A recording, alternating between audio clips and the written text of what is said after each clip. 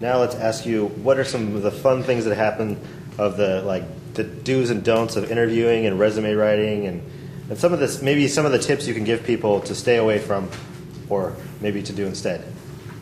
So let's start with Jose. I think the interview process, or even just like the cover letter, I think I do value a story. I think the story, like she was saying, it does have the power to transport or at least give a glimpse of who you are, right? Because, I mean, the cover letter is really who are you? Why are you applying to this job? And what is it what is it that you're looking for? You know, it becomes like a relationship. Like he was also saying, it's a relationship. What is it that you're going to contribute, and what is it that you want from us?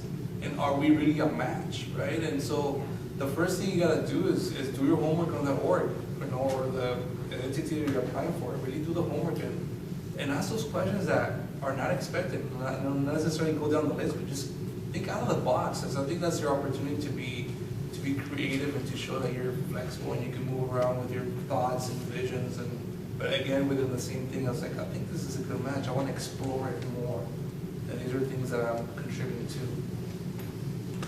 Yeah, I think just to kind of continue on with that thought, that I'll speak to again what was really great. There was this one intern we had. Her name was Katie, and she was a really dynamic intern. She did that. She went onto our org chart. She went into our strategic plan. She read the whole plan. She knew exactly who we were. She honed in on the environmental aspects of the strategic plan, and she brought that to the table at the interview. And we were just like, I was amazed at how much she knew about our organization coming into it. It was just, she'd done her homework, And on the flip side, I'd say we've definitely had the candidates that come in and go, they really don't even know exactly what the job is about. They haven't even really read through the base level description. They're kind of like, well, I'd like to be doing this over here, and it really has nothing to do with the job. And so it's sort of like this strange disconnect when you're in that space, because we have the expectation that they're going to come in and at least have read the job description and understand.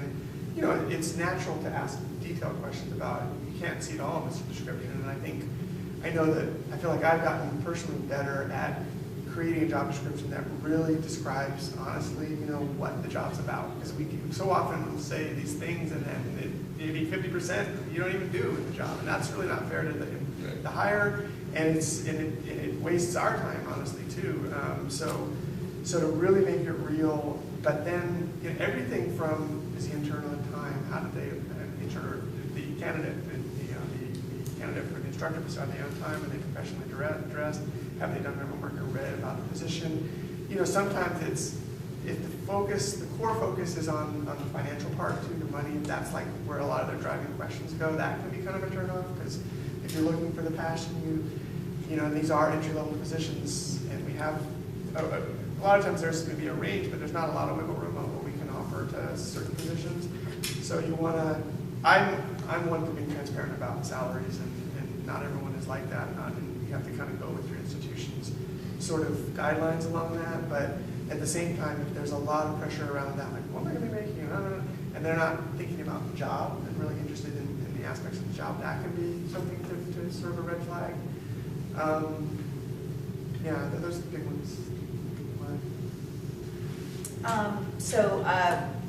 I completely agree with these guys. I think what they've pretty much said everything I want to say, but of course I have to say it again because that's just who I am. So obviously have a good resume that fits the job that you're seeking.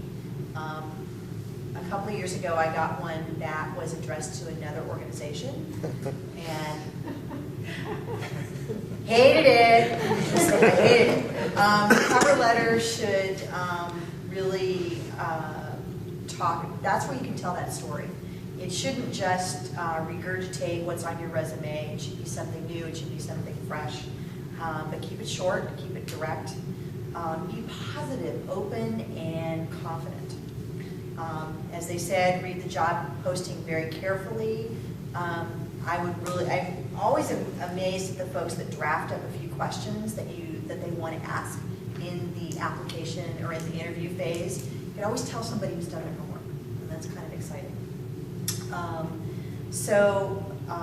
Check the website, check the physical location of the company that you're applying to, as silly as that sounds, and then take a few minutes and drive there, just to get a sense of what's the neighborhood like, what do you see around you. See if, the other thing is work your own network. See if you can find somebody that you know that works there, or knows somebody who does know somebody that works there, and then maybe do an informational interview. That's it for the application.